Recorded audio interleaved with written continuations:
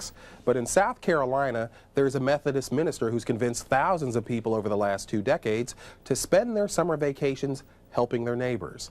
Most of them are teens. Not only do they work for free, but they pay for the privilege. And as you're about to see, the participants really do consider it a privilege. This is the first of 2 stories brought to us from the Carolinas by my good buddy, Jane Robelo. It's a small southern town, population 10,000, unemployment rate double the national average. A farming community where cotton is still king and tobacco grows tall. Some of the richest farmland in this area is right here. This is John Culp's territory. He's the pastor of the Methodist Church in Bennettsville, South Carolina. It's a town with beautiful, sprawling homes, but not so far away, the houses are falling apart. That's the way it is with a lot of rural communities in South Carolina because they're old and they're dying. But Reverend Culp has been trying to change that. Hey, Miss Gray. All right. I'm Reverend Culp. Yeah. How you doing? All right, all right. These young people really working hard, aren't I'm telling you. When I came up here, I was 3 months old. 3 months old. And how old are you now? I'm 73. 73 years old. And you've been here all your life? All my life. Now Miss Grace will be able to spend the rest of her life in this house. That's because of the Salkehatchie Summer Project, a program John Culp started 19 years ago, putting teenagers and adults to work, rebuilding the homes of rural citizens. Each volunteer pays $140 to work for a week. Most materials are donated. Such a fine-looking group. A nice work y'all doing.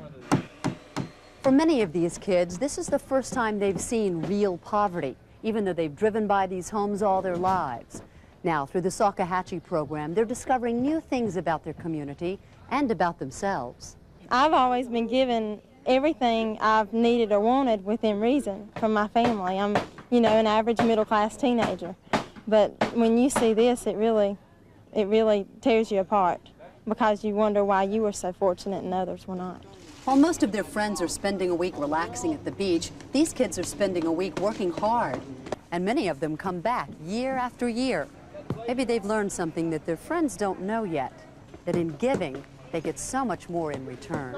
You think that they're getting all the repairs done to the house, but also the youth are getting a lot back out of the program as well because you feel the love that they give back to you. So it's a two-way street in these projects. Larry Hedgepath is a country doctor, but this week he's a carpenter. And that's his daughter Kristen, a student at Vanderbilt. They've worked together on Salkehatchie homes for 5 summers. It's real neat to feel like you're helping somebody, especially when you meet the family and can put a face to it. Work side by side with your pop? There's a certain bonding and sweating together, I guess. We got to create new ways of reaching people and bridging people and understanding. The trains roll through Bennettsville, past the old sharecropper's house that tells the story of a way of life that no longer exists, past the cotton gin, its barn filled with bales, and past the churches, here in the Deep South, an institution people still trust, and often the only neighbor they can turn to. I think America can learn that we all have the potential to be good neighbors. We don't understand why some people were born with more privilege than others, but we're all in it together, and if we all chip in together, we can share what we have. They've become a close-knit group, homeowners and volunteers, no longer strangers. I enjoyed all y'all, I really did. On the last day, all 160 people gather at each site for a traditional show and tell. We put on new windows, we put a floor in the porch, we put a floor in the bathroom, we fixed all the plumbing. They had no water coming into their house at all. They could have spent a week at the beach, but instead, they took a risk. A lot of times you get scared of people. And when you get around people and find out that poverty has faces, you got to learn how to cry. You got to learn how to see how people are hurting. And what are you going to do with that? These guys came along, give me a new home, a brand new home. And I love it. And a lot of love, too. Yeah, they put love into it. The Salkehatchie project continues on, but without Reverend John Culp. Reverend Culp told us he wants to venture down some new avenues. He's trying to get a Christmas in April program started, which creates opportunities for businesses to work on homes.